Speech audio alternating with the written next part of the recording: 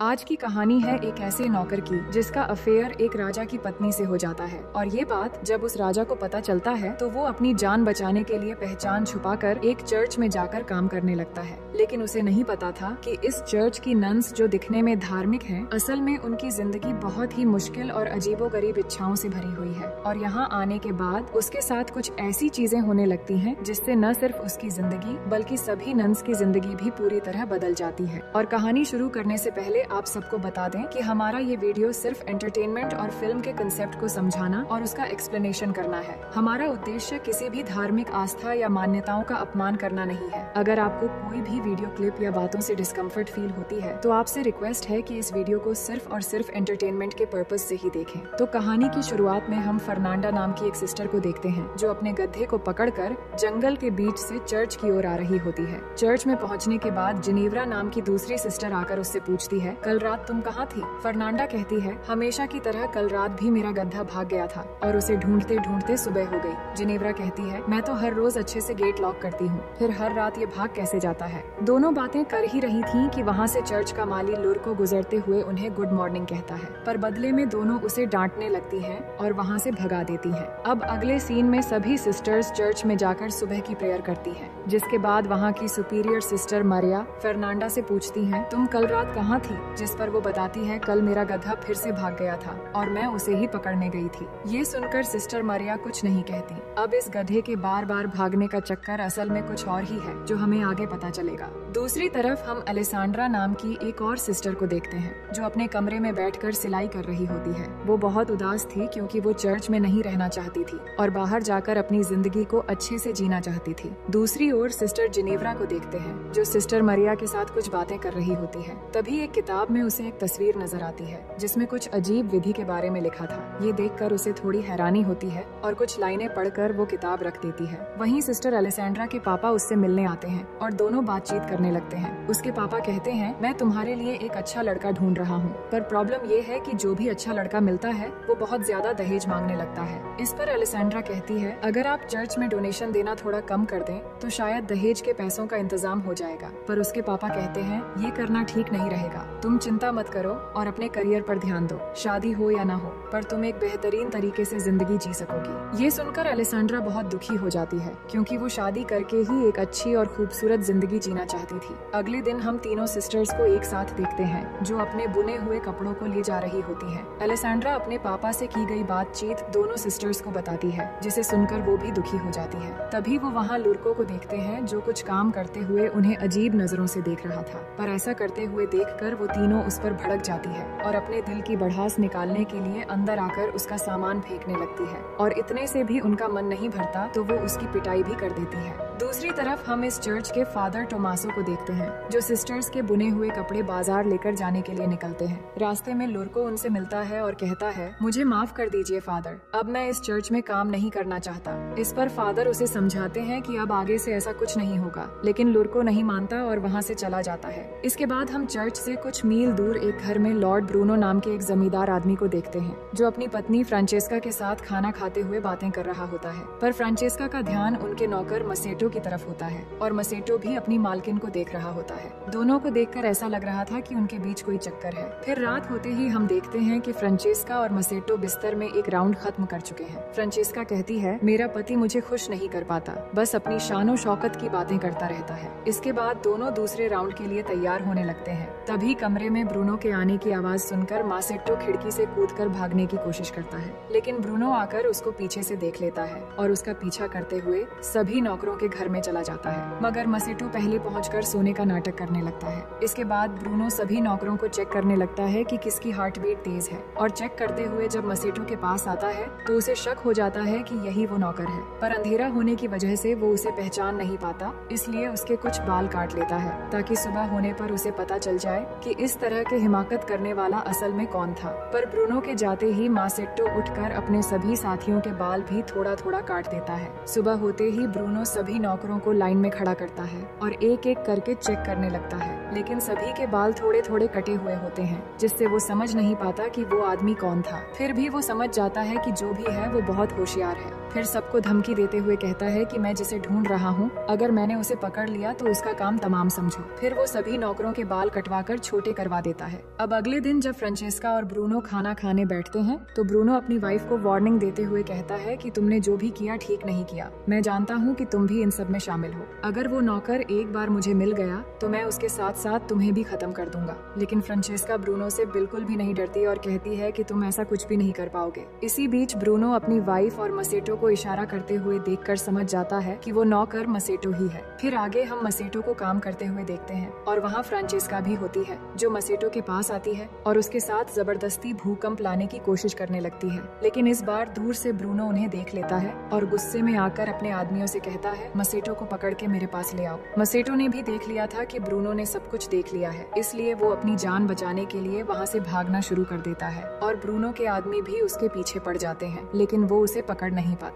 जंगल से होते हुए भागते भागते बहुत दूर जाने के बाद मसेटो फादर टोमासो को देखता है। फादर ने बाजार जाने के रास्ते में थोड़ा वाइन पी लिया था और नशे की वजह से उनकी गाड़ी उलट गई थी और सारे कपड़े भी नदी में बह रहे थे। मसेटो ये देखकर फादर की मदद करता है और सारे कपड़े फिर से इकट्ठा कर देता है। इससे फादर बहुत खुश होते हैं और जब उन्हें पता चलता है कि मसेटो का कोई घर नहीं है तो वो उसे अपने साथ चर्च में ले आते हैं। फादर उसे कुछ खाने के लिए देते हैं और कहते हैं कि चर्च में तुम्हें गूंगा बहरा बनकर रहना पड़ेगा, नहीं तो चर्च की सिस्टर्स तुम्हें बहुत परेशान करेंगी। अगले दिन सुबह फादर मसेटो को सिस्टर मरिया से मिलवाते हैं और कहते हैं कि मैं एक आदमी को लाया हूँ जो हर काम में माहिर है, पर ये गूंगा बहरा है इसलिए इसे यहाँ लेकर आया हूँ ताकि ये लुर्को की जगह काम कर सके। ये सुनकर मरिया भी उसे काम पर रख लेती है। अब उसी दिन से मसेटो काम पर लग जाता है, पर सिस्टर अलेसांड्रा और फर्नांडा को नहीं पता था कि मसेटो को काम पर रखा गया है। तो फर्नांडा उसे घुसपैठिया समझकर भागते हुए उसके पास आती है और एक कुल्हाड़ी से डराकर उससे पूछने लगती है कि तुम कौन हो। तभी सिस्टर अलेसांड्रा जल्दी से मरिया को लेकर आती है और मरिया आकर उन्हें बताती है कि ये उनका नया माली है जिसका नाम मसेटो है और ये गूंगा बहरा है। फिर मरिया की बात सुनकर फर्नांडा उसे छोड़ देती है। इसके बाद हम सिस्टर मरिया और अलेसांड्रा को देखते हैं, जहाँ मरिया बताती है कि तुम सिस्टर्स ने मिलकर जो कपड़े बुने थे वो फादर से बाजार जाते समय लुटेरों ने जबरदस्ती छीन ली।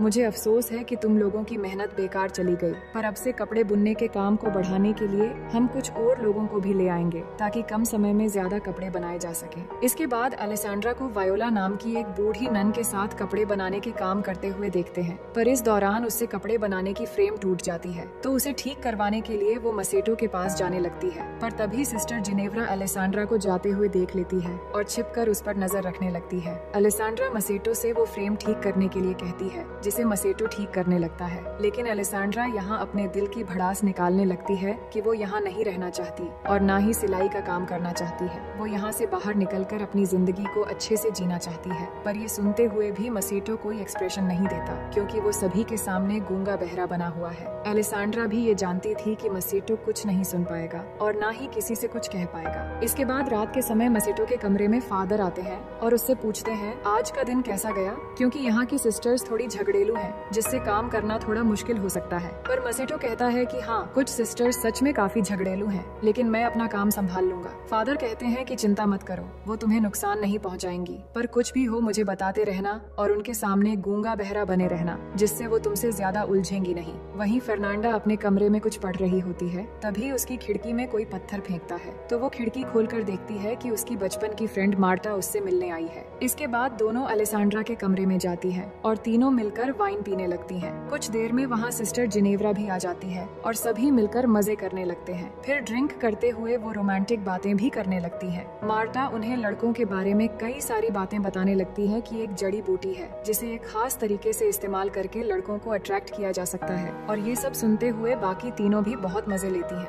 अगले दिन मसेटो जब काम कर रहा होता है तब अलेसांड्रा वहाँ आती है और मसेटो से कहती है, मैंने तुम्हारे लिए ये रुमाल बनाया है। फिर वो रुमाल से मसेटो के पसीने पोंछने लगती है और पास बैठकर उससे बातें करने लगती है। दरअसल पिछली रात मार्टा की रोमांटिक बातों को सुनने के बाद उसके मन में नौटी ख्यालात आ गए थे, इसलिए वो बात करते करते अचानक उसे किस कर लेती है, जिससे मसेटो भी इस चांस को बिना गवाए वहीं पर उसके साथ तूफान और भूकंप के मजे लेने लगता है। लेकिन तभी चर्च की घंटी बजने से मसेटो घबरा जाता है और अलेसांड्रा भी जल्दी से खुद को संभालकर चर्च में प्रे करने चली जाती है। है, लेकिन प्रे करते समय फर्नांडा अलेसांड्रा के स्कार्फ और नाखून में मिट्टी लगी हुई नोटिस करती है। अगले सीन में जिनेव्रा और फर्नांडा कपड़े धो रही होती हैं। तभी वहाँ अलेसांड्रा आती है जो बहुत खुश नजर आ रही थी। वो उनसे कहती है, कल रात बहुत मजा आया। फर्नांडा पूछती है, तुम यहाँ क्या कर रही हो और तुम्हारे कपड़े इतने गंदे कैसे हो गए? जिस पर वो कहती है कि मैं उस नए माली के साथ उसके कामों में हाथ बटा रही थी जिससे कपड़े गंदे हो गए।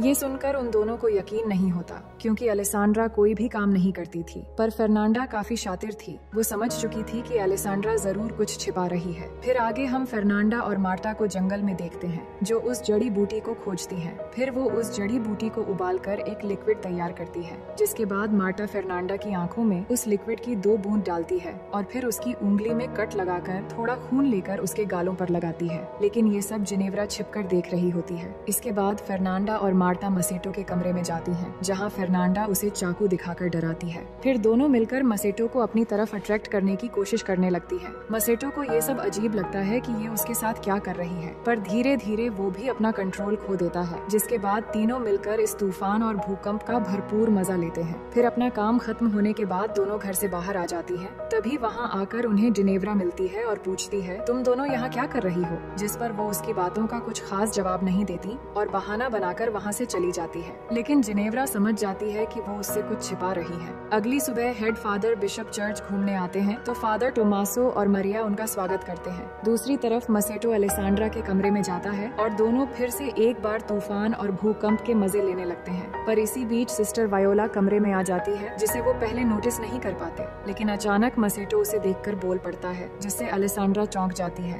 पर वायोला के आ जाने से दोनों घबरा जाते हैं और अलेसांड्रा खुद को ठीक करते हुए वायोला की मदद करने लगती है और मसेटो बिस्तर के नीचे छिप जाता है। उनका लक अच्छा था क्योंकि सिस्टर वायोला सुन नहीं सकती थी, इसलिए वो उनकी हरकतें नहीं समझ पाती। बाद में मसेटो बिना कोई भी आवाज किए खिड़की से निकल जाता है। अगले दिन जिनेव्रा मसेटो को आराम करते हुए देखती है और उसे अट्रैक्ट करने के लिए वो जड़ी बूटी बनाने लगती है, लेकिन वो इसे आंखों में डालने के बजाय पी लेती है। फिर वो अपने हाथ से खून निकालकर गालों पर लगा लेती है। वहीं अलेसांड्रा मसेटो के कमरे में आती है और उससे पूछती है कि उसने झूठ क्यों बोला कि वो गूंगा है। इतने में जिनेव्रा के आने की आवाज सुनकर अलेसांड्रा एक कोने में जाकर छिप जाती है और मसेटो सोने का नाटक करने लगता है। जिनेव्रा जड़ी बूटी के नशे में मसेटो के पास आकर चिपकने लगती है और अजीब अजीब हरकतें करने लगती है। लेकिन फर्नांडा के आने की आवाज सुनकर वो भी जाकर छिप जाती है जहाँ पहले से अलेसांड्रा थी और एक दूसरे को देखकर दोनों चौंक जाते हैं। इसके बाद फर्नांडा कमरे में आती है और चाकू से डराकर मसेटो के हाथ बांधकर उसकी आंखों पर पट्टी लगा देती है और फिर उसे डरा धमकाकर जंगल की तरफ ले जाने लगती है। पर अलेसांड्रा और जिनेव्रा छिपकर उसका पीछा करती हैं। फिर जब वो जंगल के बीच पहुंचते हैं तब तक रात हो चुकी थी।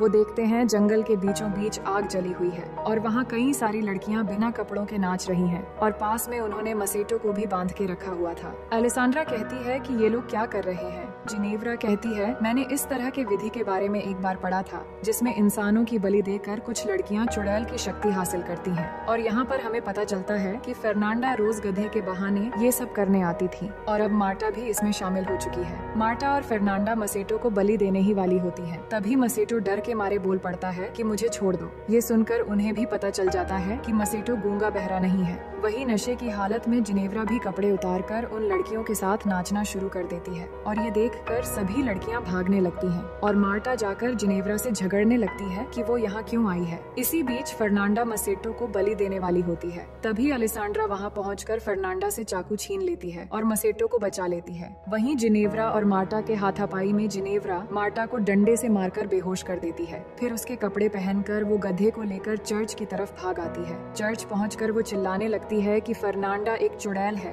और ये सब आवाज सुनकर फादर बिशप बाहर आते हैं तो जिनेव्रा आकर उन्हें बताने लगती है कि फर्नांडा एक चुड़ैल है। इतने में फर्नांडा, अलेसांड्रा और मसेटो भी वहाँ पहुँच जाते हैं। अलेसांड्रा फादर से कहती है ये झूठ बोल रही है और आज इसने वो जड़ी बूटी लिया और नशे की हालत में बकवास कर रही है। पर जिनेव्रा कहती है नहीं, मैं झूठ नहीं बोल रही हूँ, ये सब एक साथ मिले हुए हैं और ये दोनों इस माली के साथ इंटीमेट भी हो चुकी हैं। ये सुनकर फादर बिशप मरिया को बुलाकर बाहर लाते हैं और पूछते हैं कि ये सब क्या हो रहा है। तभी फादर टोमासो भी मरिया के कमरे से बाहर आते हैं, जिसे देखकर सभी लोग हैरान रह जाते हैं और फादर बिशप भी समझ जाते हैं कि इस चर्च में अब तक क्या चल रहा था। इसके बाद अगले दिन फादर बिशप एक एक करके सभी को सजा सुनाते हैं और गोड से माफी मांगने के लिए कहते हैं और फादर टोमासो को सबसे बड़ी सजा मिलती है क्योंकि उन्होंने फादर होने का गलत फायदा उठाया था। उन्हें सजा के तौर पर एक ऐसे आश्रम में भेज दिया जाता है जहाँ सिर्फ मर्द रहते हैं और मसेटो को फिर से लॉर्ड ब्रूनो के हवाले कर दिया जाता है जहाँ लॉर्ड के सिपाही उसे बंदी बना लेते हैं। इसके बाद हम तीनों सिस्टर्स को देखते हैं जो एक दूसरे से माफी मांगती है। सिस्टर जिनेव्रा भी फर्नांडा से कहती है मुझे माफ कर देना। फिर तीनों मसेटो के बारे में सोचने लगती है कि शायद लॉर्ड ब्रूनो उसे मार डालेगा,